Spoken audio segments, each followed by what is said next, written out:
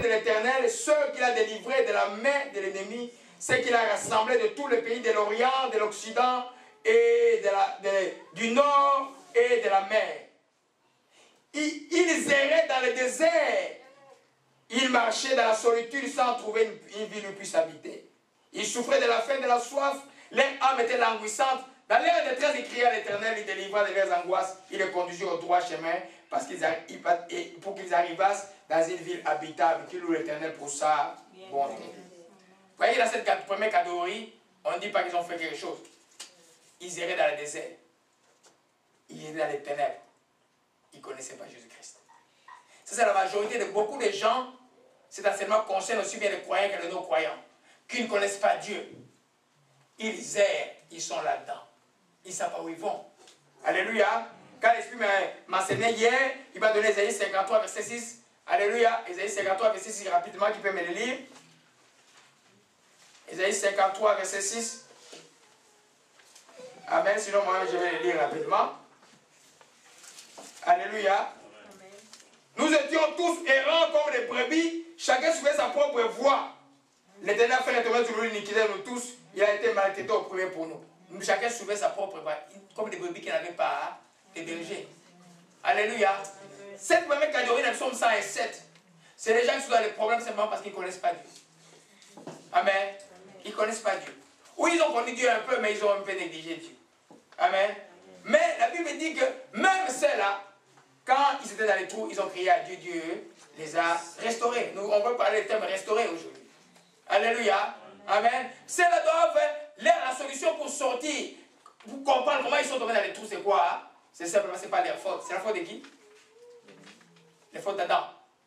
C'est la faute d'Adam. Amen. Ceux-là, ils doivent s'en prendre à Adam. Amen. Au péché originel. Amen. Tout le monde dans les péchés sont sous la malédiction. Amen. Quand on connaît Christ maintenant, cette malédiction est ôtée. La solution pour eux, c'est simplement de donner leur vie à Jésus-Christ. Amen. Amen. Parce que Jésus est venu pour ce qui est perdu. Alléluia. Amen. Donc, pour ça, on ne va pas beaucoup tarder dessus parce qu'il n'y a pas beaucoup de non-croyants. Il y en a peut-être sur le web qui vont suivre ça, mais ici, il n'y a pas beaucoup de non-croyants. Alléluia. La deuxième catégorie que nous voyons, c'est remettre, tu peux le lire, Psaume 107, verset 10 à 11. Psaume 107, verset 10 à 11. Amen. Ceux qui avaient pour demeure le ténèbre et l'ombre de la mort vivaient captifs dans la misère et dans le chêne, parce qu'ils s'étaient révoltés contre les paroles de Dieu, parce qu'ils avaient méprisé les conseils du Très-Haut. Amen. Amen. Amen.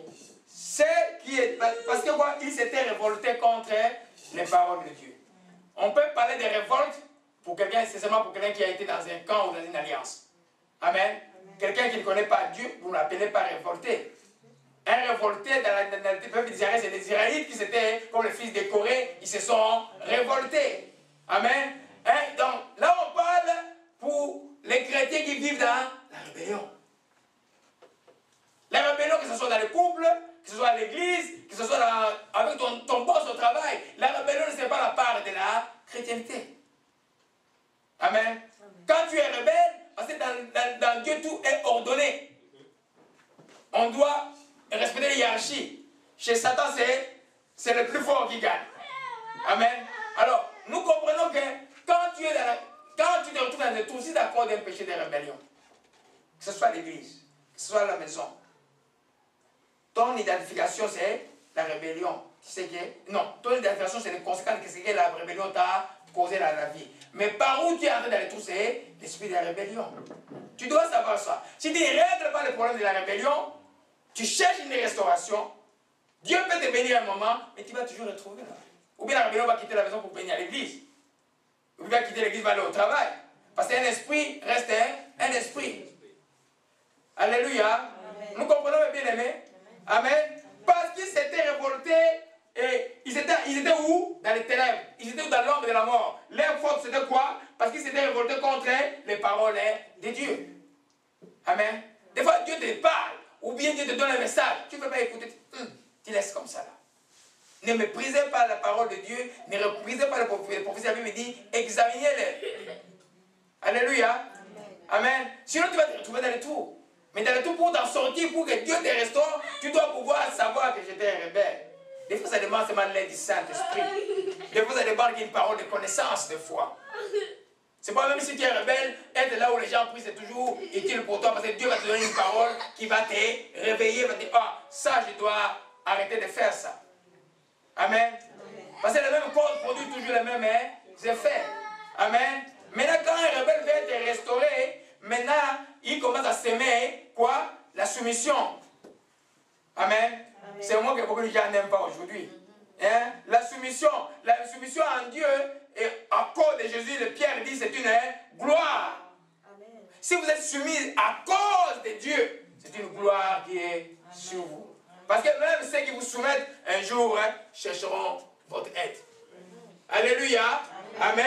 Amen. Amen. Alors, ça c'est la catégorie des rebelles. Alléluia. Alors, le psaume 107, verset 17. Verset 17. Frère, j'aimerais pas nous lire cela rapidement. Amen. Au nom du Seigneur. Psaume 107, verset 17. Les insensés, par leur conduite coupable et par leurs iniquités, s'étaient rendus malheureux. Amen. Amen. Les insensés. Amen. Amen. Vous savez, nous tous, on peut se trouver insensés à un moment donné. Insensé, ça veut dire qu'il manque la sagesse. Manquer la sagesse, ça veut dire que c'est pas un péché à proprement dit, mais tu agis autant qu'il ne faut pas, tu réagis de la manière qu'il ne faut pas, tu vas... Par exemple, une des choses les plus importantes pour les chrétiens, que Dieu m'a parlé hier, l'Esprit m'a parlé hier, on parle de ça dans le psaume 1. Le psaume 1 dit quoi? Hein?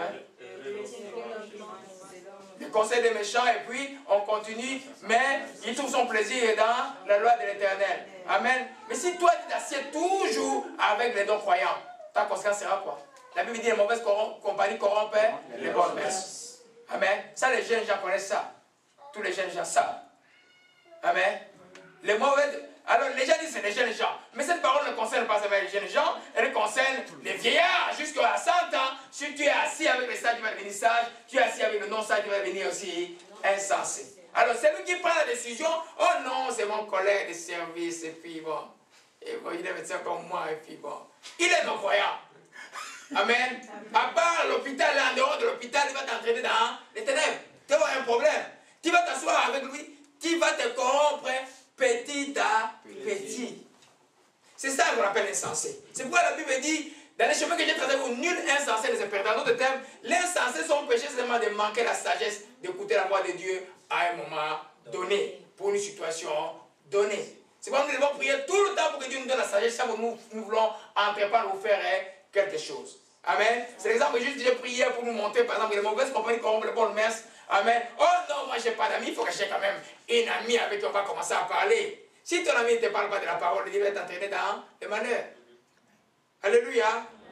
Je confirme, je dis que les chrétiens ne doivent avoir pour amis que les chrétiens. On peut avoir des camarades non chrétiens, le but c'est de quoi? C'est de les amener à Christ. Moi, tous mes amis, je les amène à Christ. Et toi, quel est tes amis? Amen.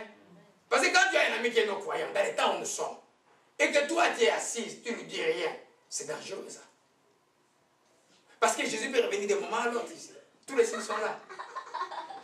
Alléluia. Amen. Donc, insensé, c'est quand on manque la sagesse.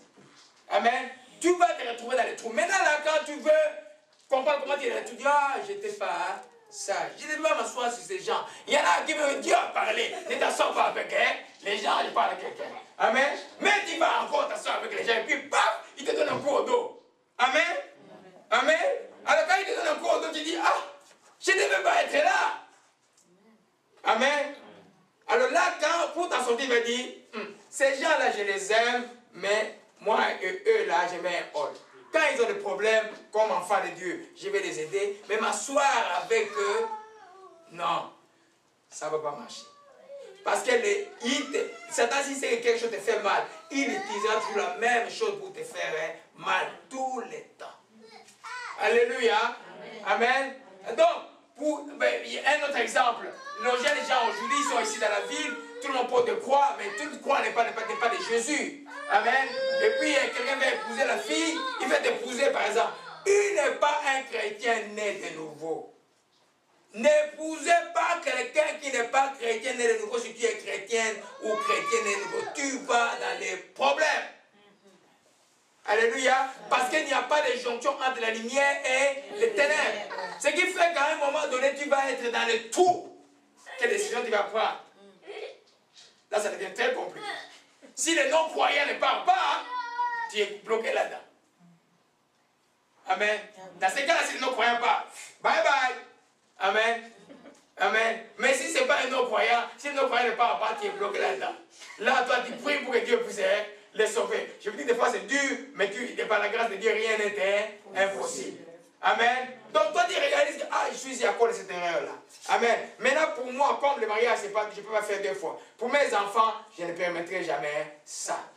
Tu vas commencer à les éduquer depuis qu'ils sont petits. Tout le temps. Un chrétien ne marie pas un non-chrétien. Un chrétien, tout le temps comme un disque, tout le temps jusqu'à les fatiguer. Alléluia. Amen. Hein? Amen. Je suis content parce que j'ai vu Eric. C'est pourquoi je prêche bien aujourd'hui. Amen. Amen. Amen. Alors, nous comprenons, mes bien-aimés. Amen. Alléluia. Donc, allons revenons au psaume 107. Amen. On ne va pas élonger dessus. Amen. Alléluia. Alors, la dernière catégorie, c'est mais rapidement, psaume 107, verset 23. Ça console beaucoup de gens ici.